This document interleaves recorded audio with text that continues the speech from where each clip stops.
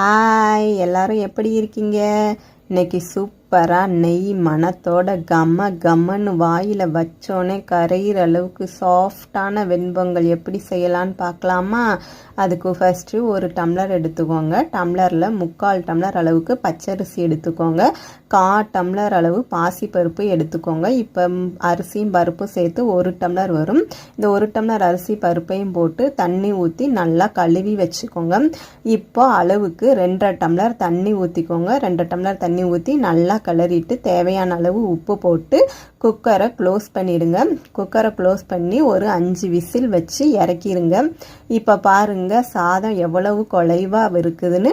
இதை நல்லா கிளறி கொடுத்துக்கோங்க. அது கூடவே 2 ஸ்பூன் நெய்யும் சேர்த்து கிளறி கொடுத்துக்கோங்க. அப்போனா தான் சாஃப்டாக இருக்கும். இப்போ தாளிப்புக்கு வடை சட்டியை வச்சு 2 ஸ்பூன் நெய் விட்டுக்கோங்க. அதில் மிளகு நான் இடித்து தான் போட்டிருக்கேன்.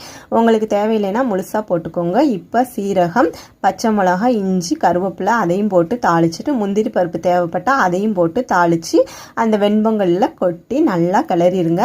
இப்போ பாருங்கள் சூப்பரான நெய் மணக்க வெண்பொங்கல் எவ்வளோ சாஃப்டாக அப்படியே கொஞ்சம் சாம்பாரில் தொட்டு கொஞ்சம் வடையவும் எடுத்து பிச்சு வாயில் வச்சா அட வாயில் வச்ச உடனே அப்படியே கரைஞ்சி உள்ளே போகுதுங்க.